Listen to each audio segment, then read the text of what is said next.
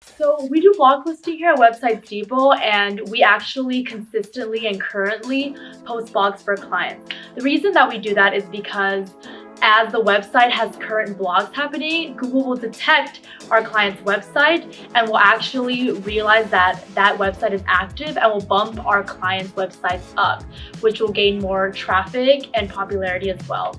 But also, blog posting, we also learn how to optimize we also know how to optimize blog posts and learn how to do ad tags and also include like hyperlinks and stuff. So it's a lot that we're learning.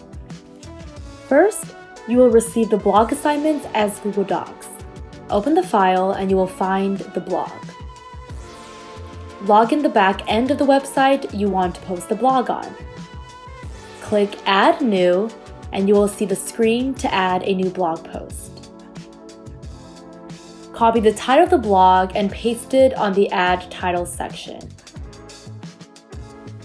Then, copy the rest of the blog and paste it on the body of the blog section. We recommend you delete all the extra spaces between each sentence or paragraph. The next step is to detect the keyword we want the blog to rank for. This keyword is usually bolded by the writer. You need to find a landing page on the website to link to the keyword.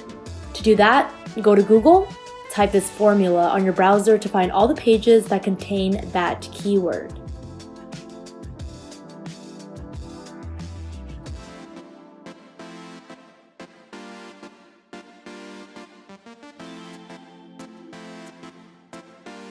Always use landing pages to link. Do not use categories or other blogs. You can also use the website's sitemap or simply browse on the website to find the landing page you want to use to link the blog.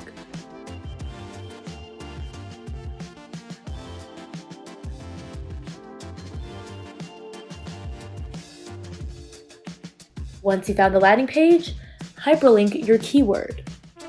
Always make sure to check on Open in a new tab.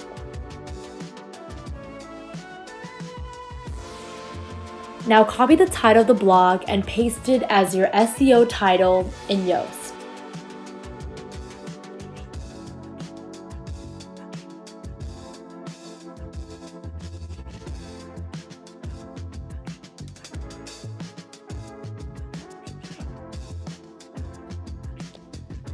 If you have some extra characters, you can always add an extra keyword on the SEO title. Copy the keyword and place it on the Focus Keyword tab. We recommend you to copy a sentence containing the keyword and a call to action and use it as your meta description. Trim it or edit it if necessary, but always keep the keyword and the call to action. As you can see, the keyword needs to be present in the SEO title, the blog's URL, the meta description, and the Focus Keyword tab. Look for images that are relevant to the blog. You need to download 2 images, one for the featured image and another to place in the body of the blog. Images should be named after the focus keyword. To differ from one another, you can simply add a dash or a dot on the second image you download. Never leave the image file named with codes or numbers.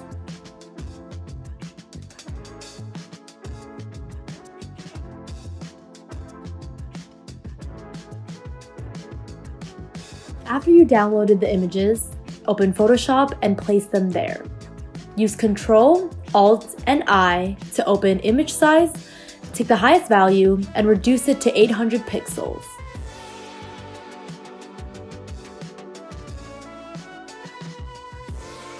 You should also reduce the quality to 7. It is also recommended to brand the featured image with the company's logo and phone number, although that doesn't apply to all the clients.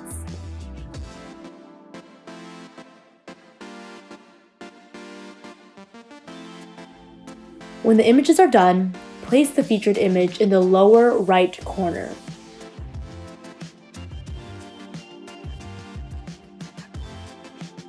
Copy the focus keyword and paste it on the Alt, Text, and Title tabs. Remove any additional information on the image.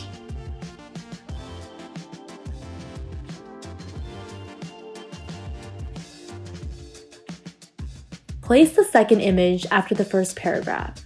Add a space, click on Add Media, browse for the second image, or drag and drop, and also place the keyword on the Alt, Text, and Title tabs, removing any other information as well.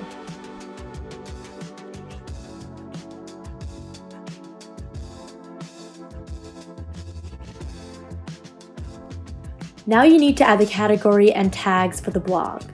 We recommend you to use relevant tags that are already present on the website. Same applies to categories. Do not add new categories or tags unless it's strictly necessary. You should add between 2 and 3 tags and only 1 category.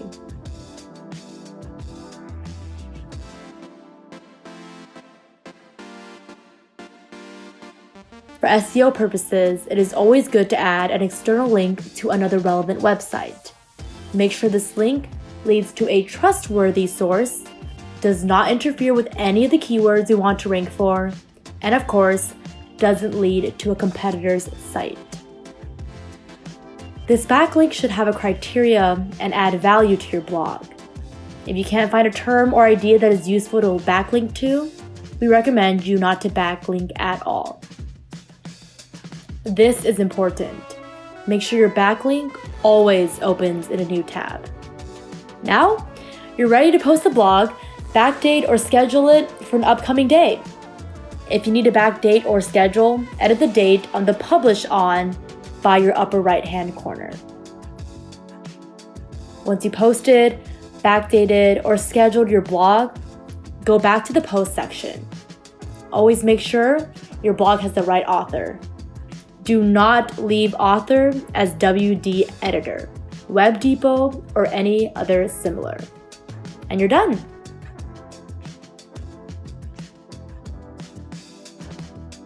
So that was our video on how to schedule blog posts.